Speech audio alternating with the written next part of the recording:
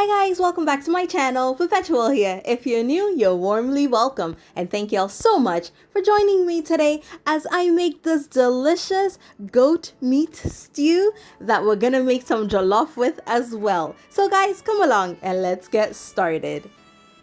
Alright, so to get started on our stew, I'm just going to get some washed goat meat into my pot and I'm going to be seasoning it with some blended ginger, garlic, habanero pepper, and some onions.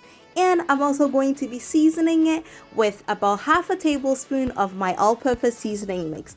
Both of these spice blends are on my channel and I will leave a link to those videos below.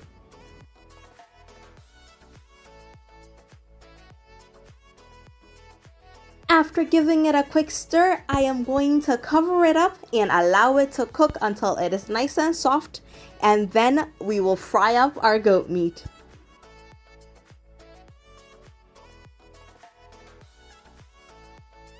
And while our goat meat is cooking, I'm going to start prepping my other ingredients for my stew, starting with my onions. I'm going to be chopping it roughly and blending it, and then I'll set it aside.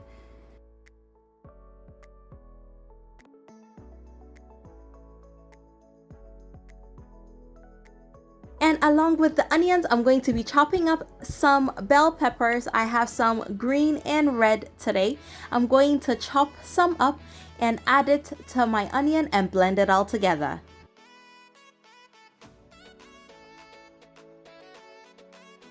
And the last ingredient going into my blended mix is some habanero peppers. I am using the nice fragrant yellow ones. I have quite a bit of that, and also added a little bit of garlic, and I'm gonna blend it away.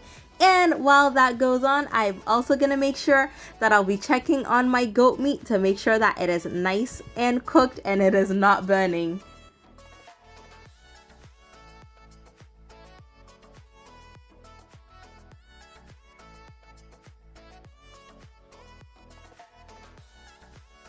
After about a good 10 to 15 minutes, my goat meat is looking good. So I'm gonna get some oil into my wok. I'm actually gonna make my stew in here, but I'll fry my goat meat first. So I have some oil going in, and once it is nice and hot, I am going to add my goat meat and I'm going to fry it in batches.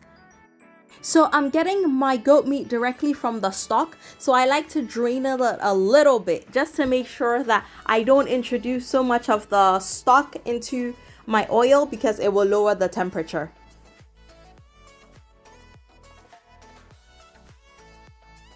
And once it is nice and golden brown, I will go ahead and remove it and then fry the next batch up.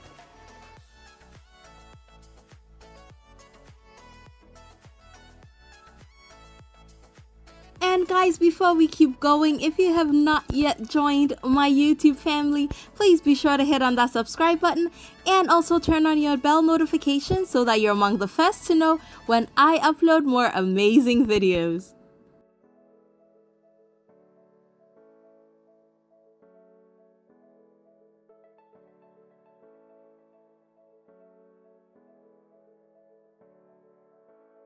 Alright guys, now that our goat meat is done frying, if you guys have been with me for a while, you know I do not like to waste my oil because it is very flavorful. So I am going ahead and adding my pepper mix, the one that I blended earlier, into my oil, and I'm going to make the stew directly in this oil. And after about 5 minutes of the onions frying, I'm gonna go ahead and add my tomato paste to it and allow that to cook for about another 5 to 10 minutes. Now guys, when tomatoes are back in season, I promise to take you through how to make your own homemade tomato paste. It is nice and easy and you will love it. So just to brighten up the flavors of my tomatoes a little bit more, I added a little bit of blended tomatoes and I'll allow that to cook for another 5 to 10 minutes and our stew will be looking this amazing. And at this point, I'm gonna go ahead and add my leftover goat meat stock from when I steamed my meat. I am getting every little bit into my stew because it is packed with flavor. And yes, guys, I love my curry powder. For this stew, I am adding about a tablespoon of curry powder. Of course, you can use less if you'd like less, but it packs some amazing flavors that I find so necessary in this stew. And I'm also going to add 1 seasoning cube to my stew. If you're using a tablet, you can use half or a quarter.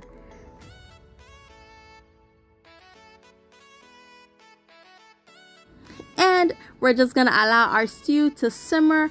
And I found that I needed a little bit more salt in my stew. Now guys, I wait to towards the end of my stew to put salt in it because a lot of the ingredients that I'm putting in already has salt, like my stock cube has salt, the actual liquid stock also has salt in it. So I try to not over salt it this way. Now guys, if I'm being completely honest, I ended up putting my goat meat into my stew a little bit earlier than I usually would because every time my husband walked by the kitchen, he took a few pieces.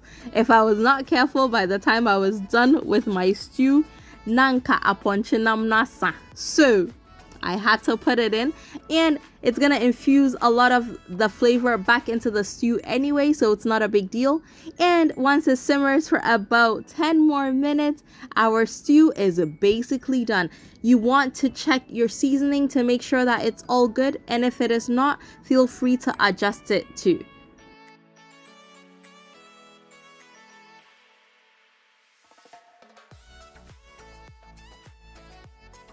Now, every time I make goat meat stew in my house, I need to make jollof for the kids. It is standard practice. We never go away from it. So I've just divided my stew up and I've gotten some into my pot that I'm going to be using to make my jollof rice. And I am going to go ahead and add about 2.5 cups of rice into my stew, and I'm going to stir it and allow it to fry for a few minutes.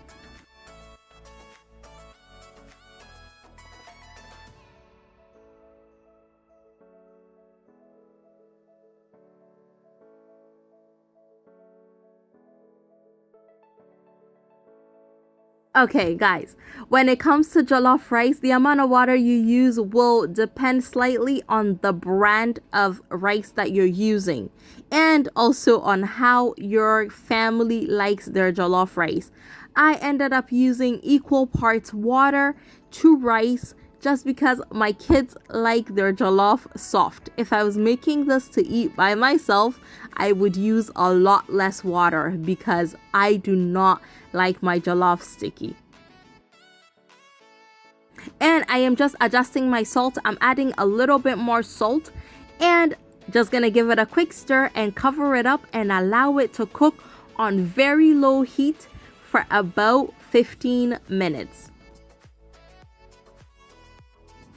And I'm gonna check on my rice and give it a nice stir all the way to the bottom because I am using a non-stick pot.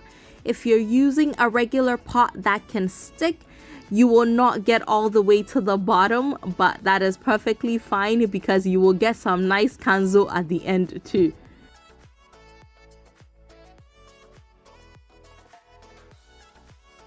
Right, and I'm going to cover it up again. Now guys, for this jollof recipe, I did not use any aluminum foil or napkin or anything to cover it up, only because the lid for this pot is tight fitting. But if you're using any of our traditional pots, then you do need another layer to trap the steam a lot better. And guys, after about another 15 minutes, our jollof is basically ready. I covered it up again just to allow the steam to really finish cooking the rice. And that is it, guys. It is that simple. Here I have killed 2 birds with 1 stone because I got my jollof and I still have another portion of stew left to head into the freezer so that the next time I need to make jollof, it will be a lot faster and we can also eat it with just plain rice. This is one of the easiest way to meal prep, at least in my books, because my kids eat jollof so much that I always need to have stew in the freezer. And yes, I have a jollof based stew that I use a lot too, but when you do want some extra goat flavor, this is a perfect go-to. And while I'm at it, what is jollof without a little bit of salad? So I'm making a very quick salad to go on the side, and I'm also going to serve it with some of the stew on the side because that is how my husband likes it. I prefer to eat my jollof just as is, but he likes his with stew or some green chili sauce or some shito on the side. It is really just a preference. And my loves, that is it. Our goat meat jollof rice and our goat meat stew is ready to be served with a little bit of Ghana salad on the side because it makes it that much better. And guys, if you enjoyed this video, please be sure to give me a thumbs up and remember to tell a friend about my amazing channel, and I will see y'all again very soon. Thank you all so much for coming along with me on this delicious journey. Take care, guys. Bye.